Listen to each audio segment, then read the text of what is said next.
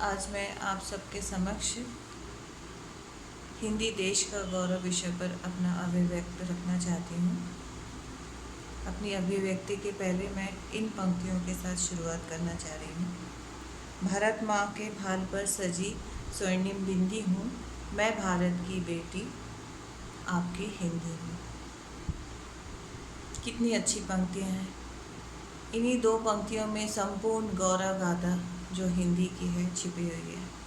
जिस तरह हमारे घरों में हमारी बेटियों का मान सम्मान स्थान होता है, वही स्थान हमारे देश में हमारे हिंदी का होना चाहिए है। हिंदी भाषा को 14 सितंबर सन 1949 को संविधान सभा के द्वारा आज़ाद भारत की मुख्य भाषा के रूप में पहचान दी गई थी।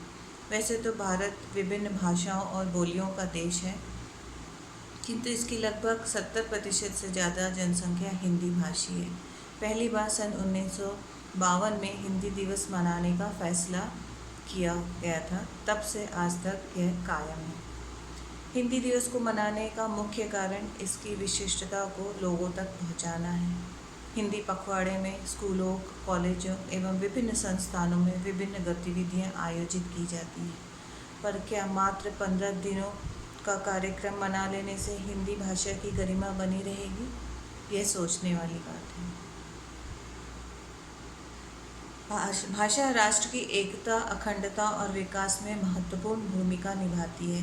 यदि राष्ट्र को सशक्त बनाना है तो एक भाषा होना चाहिए। इससे धार्मिक और सांस्कृतिक एकता बढ़ती है। यह स्वतंत्र एवं समृद्ध देश के लिए अति आवश्यक है। इसके लिए प्रत्येक विकसित व स्वाभिमानी देश की अपनी एक भाषा होती है, जिसे राष्ट्रभाषा या राज्यभाषा का गौरव प्राप्त होता है। किसी देश को देश की भाषा तभी बनाया जा सकता है जब वह देश में व्यापक रूप से फैली हुई होती है। हिंदी भारत की स्वयं सिद्ध राष्ट्रभाषा है। इसे बोलने वालों की संख्या सबसे अधिक है। सिर्फ 15 दिनों का कार्यक्रम ही नहीं, हमें हिंदी को प्रतिदिन हर क्षेत्र में, हर संस्थाओं में सम्मान देना चाहिए।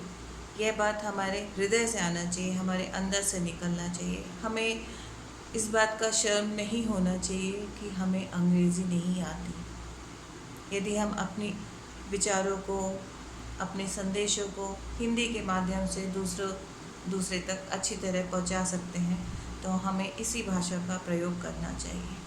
हाँ, यदि हम अंग्रेज़ी अच्छी जानते हैं तो ये बहुत अच्छी बात है, पर अंग्रेज़ी ना जानने वाले के मन में यह हीन भावना नहीं आना चाहिए जो कि वह अंग्रेज़ी नहीं जानता, वह हिंदी में ही अपनी बातचीत रख सकता है।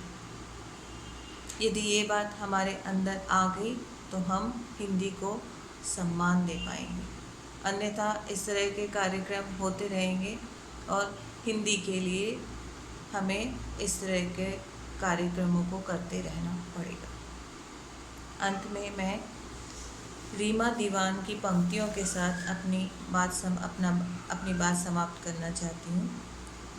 हिंदी हूँ मैं, मातृभाषा तुम्हारी, तुम्हारा ही जीवन हूँ, आशा तुम्हारी। राष्ट्र की हूँ भाषा, राष्ट्र की पहचान, राष्ट्र की आन बान और शान। राष्ट्र का हूँ गुरूर, राष्ट्र की संस्कृति, मेरे नाम पर बनी कितनी महान कृति। निराला पंथ महादेवी, प्रसाद ने की सेवा मेरी। कहाँ है मातृ प्रेम तेरा, कहाँ है मातृ भक्ति तेरी। गीता हूँ मैं, गंगा हूँ मैं, गर्विता हूँ मैं, इस पावन सलीला की पुनीत वसुंधरा हूँ मैं।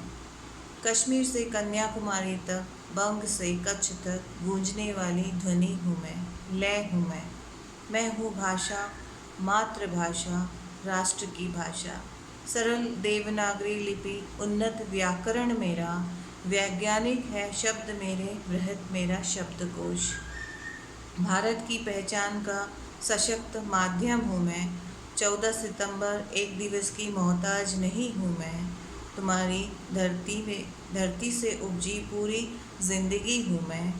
भाषा व्याकरण वाणी ही नहीं, स्वाभिमानी हूँ मैं हिंदी केवल एक माँ हूँ, तुम सबकी जान हूँ। जय हिंद, जय भारत।